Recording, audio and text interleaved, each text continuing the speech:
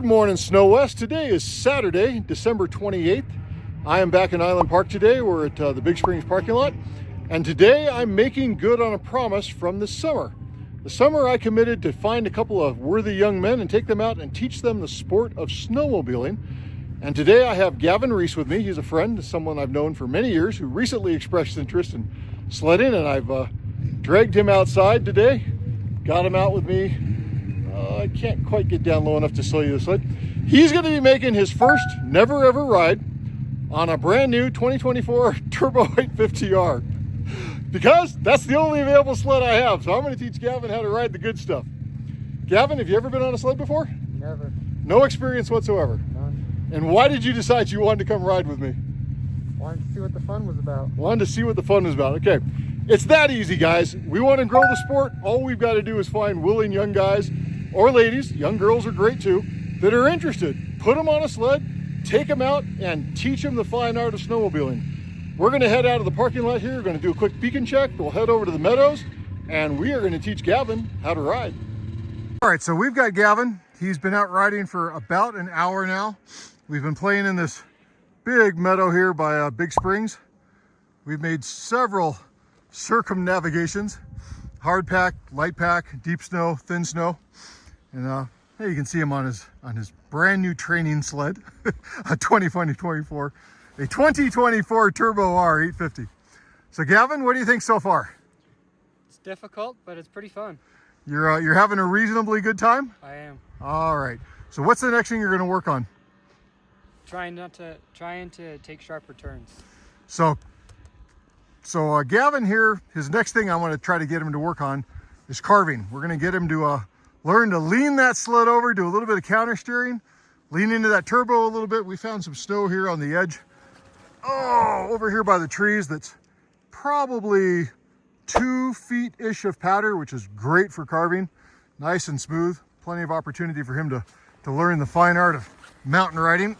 We're gonna spend a couple hours down here in this meadow before I take him up into the mountains itself. But next up is basic mountain riding. We're gonna get Gav back out there, and we're gonna make a mountain rider out of this boy. All right, so we're sending Gavin out to try his first carve turn, and he found himself a little tree there. Oh man, there's nothing more fun than learning how to sled. It's all about balance.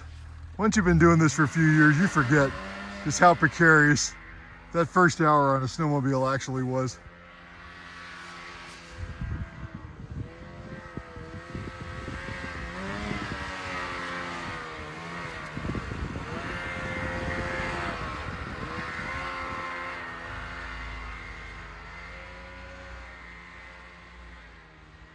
Back into the weeds.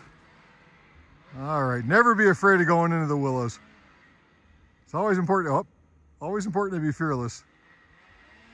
And he's learning the fine art of being trenched in the reeds. Where there is no bottom and there is no base, there's only air. Let's see, did I teach him how to get out, or is he, oh, engine's off. Time for the instructor to go and rescue the student. Yeah, no problem. Gavin is learning the fine art of self-rescue. I'm happy to report that he was able to dig himself out just fine, got right back on his sled, and he's going to take another shot at it.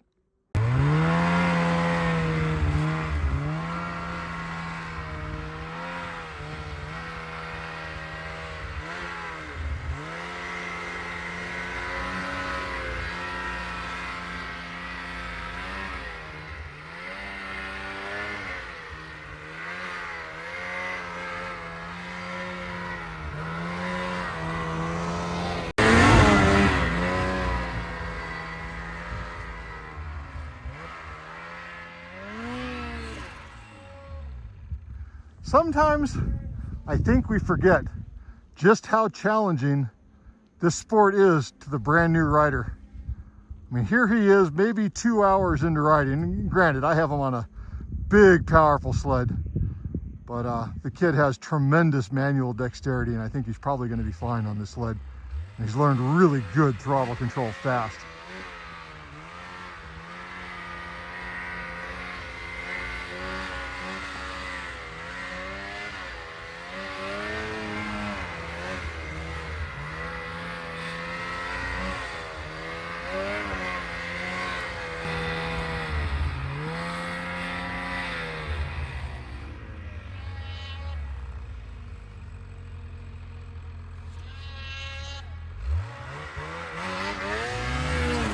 There you go. That's a little better, buddy.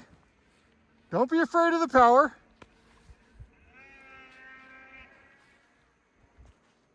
All of us fall off of our sleds. The key is being able to get back on that sled without any hesitation. If you're trenched or stuck, getting unstuck, and then back in the saddle again, baby, and keep on riding. There you go.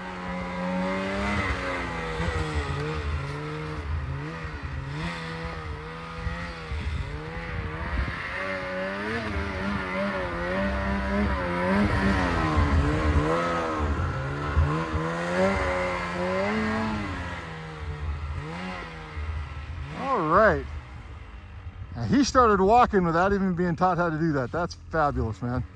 Put your foot down and walk that sled.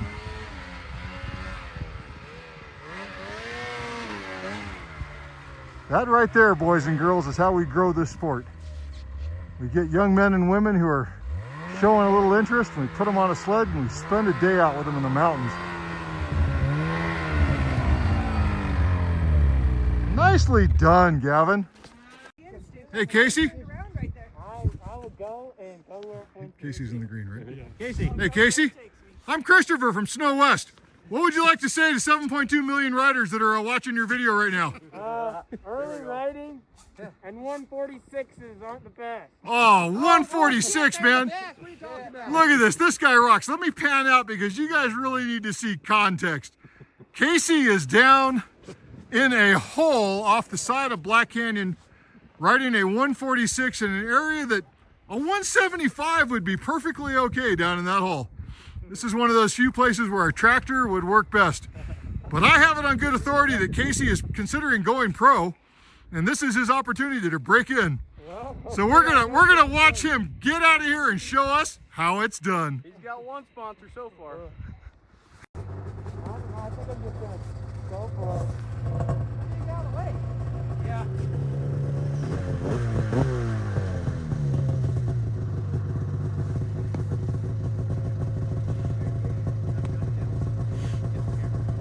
Pin it and win it.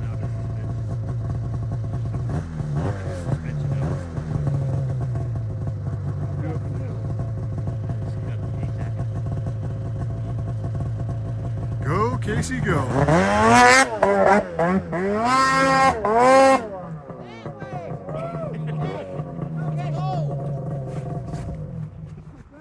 Well, he got out of the hole, but I think he got into a whole different stuck. Oh, there we go.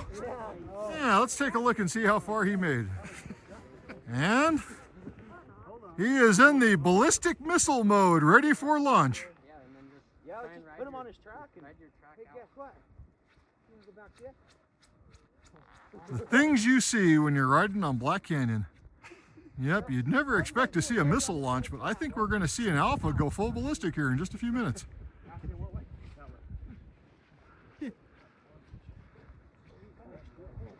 It is always nice to ride with lots of guys with shovels and big hands and strong muscles. And young. And young. Oh yes, young is good. What's that one? Oh, it's right so fast. The front end's down there.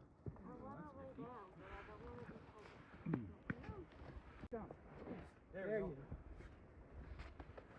go. That's the way you meant it, boy. Still shooting that way? I don't think this is what you wanted for your intro to Snow West. I'm still telling you what to What you do. get. Are you still sending him out that way? Check it out. I thought I was. Which way you going? You going through there or up there? I think I'm gonna try to shoot right here. Right there. But hopefully it doesn't take me. There's nothing right there. What about right there through the tree? See what I'm saying? Straight through the tree up on the hill. There's up and down here now. No. Okay. You'll figure it out as you go. Yeah.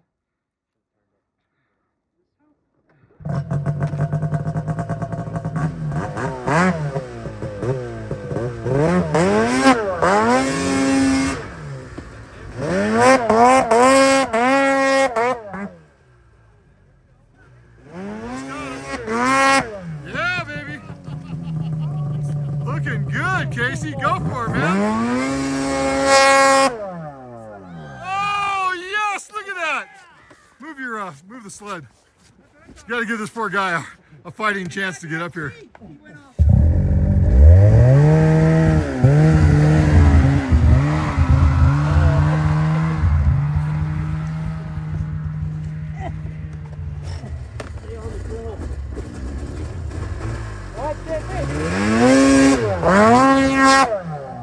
As he goes up and over the other side.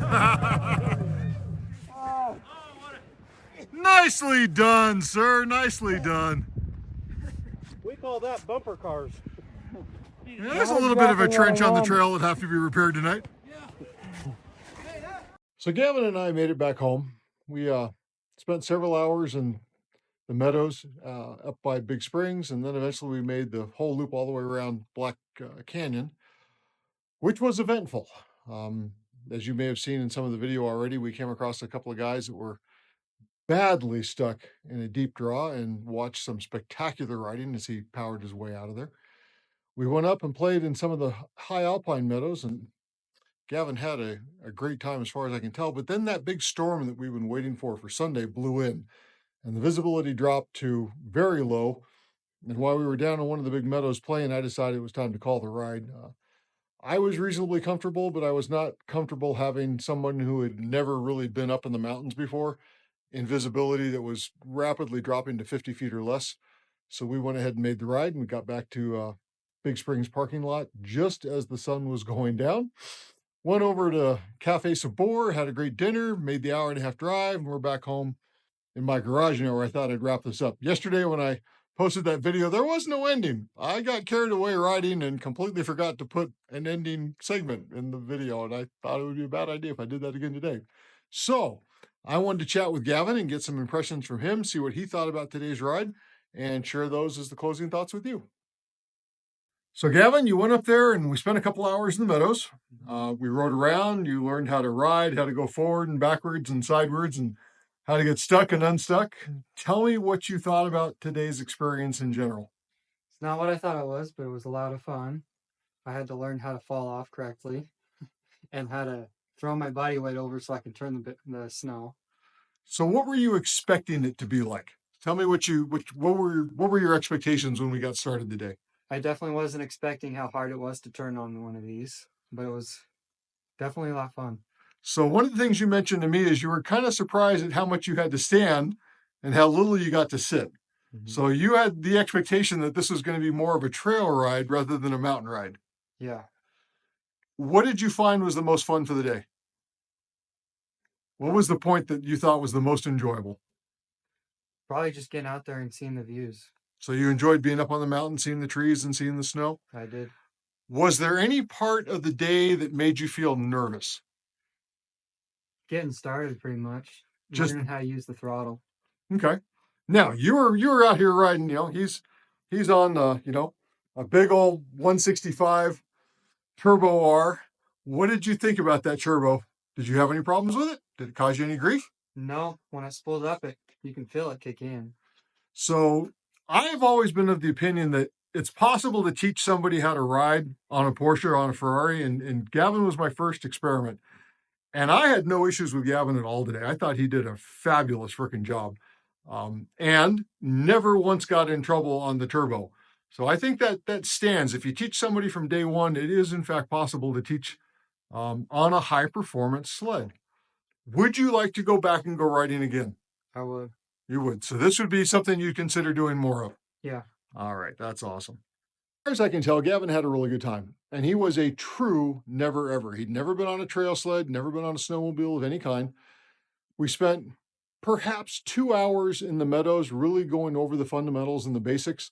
And then on the trail, and we probably put in 35, 40 miles on the trail, plus a little bit of 1, 2, 3 big major alpine meadow travels and a little bit of boondocking just off of Black Canyon. I took him and showed him around. Now we'll see if he really wants to come with me again. I'll be more than glad to take him out another time or two. The winter is good. The snow today was great. It was every bit as good as it was yesterday. The weather was not as good. The cloud deck seemed a little bit lower. Temps were 28, 29 degrees. By the end of the day, the big storm that we've been waiting on was absolutely blowing in. The wind had picked up, the temperature had dropped just a little bit, but mostly it was the clouds. The visibility dropped to 0. What concerned me today was how bad the trails were in Island Park. Going out of the parking lot, the main Big Springs loop was in bad shape. Coming back at the end of the night, it was the worst I've ever seen it. Chick Creek was poor going out in the morning. Black Canyon felt like it had not been groomed at all. It was poor also. But as the day went by, it got really bad. So as we finished up on the mountain, probably 3:30-ish, I think we bailed off the top of Black Canyon. Coming down was a horrific ride. It was not fun at all. And it got worse and worse the farther we got down. By the time we got down to Big Springs itself, the Big Springs Loop Road was horrible. It was the worst I've ever seen it in 15 years of riding. And I don't know why. Now, today was a big traffic day. There were a lot of cars, a lot of trailers in the parking lot. There were a fair number of sleds out on the trail. There may have been a lot more that I didn't see. We spent a lot of our time in the meadows and playing, but there were a lot of sleds. So maybe the trails just got chewed up. But coming home at 4:30, man, it was not fun at all. Now, tomorrow, Sunday, we should get another big dump of snow. 6 to 18 inches probably is the reality between the valley and the top of the peaks. I'm going to go back up and go ride on Monday. I expect Monday possibly to be the best riding day we've had of the season so far. So this was my nod towards keeping my commitment to get out there and expand the riding base, expand the community, teach a couple of never-evers. I have a couple more boys on my list that I want to take out and teach also. But I challenge you guys, if we want to grow the sport, if we want to make this community bigger, you've got to find new people to ride. Whether they be young or old, doesn't make any difference. Find somebody who's interested, somebody who shows a spark of enthusiasm, and take them out and introduce them to the sport. Gavin was my first victim, experiment that I took out. He's looking at me, he's giving me such a look right now. My first guy to take out, and I think we had a real good time, and I'm sure he and I will ride. All things considered, I think Gavin took to snowmobiling like a fish takes to water. He had no issues doing what I told him to. Didn't have any problem following me anywhere that we went. We had a really good time together, and I expect we'll go out and ride more. Once again, I'm Christopher. I am your friendly forum admin from snowwest.com, and I look forward to seeing you guys online. We'll talk to you later.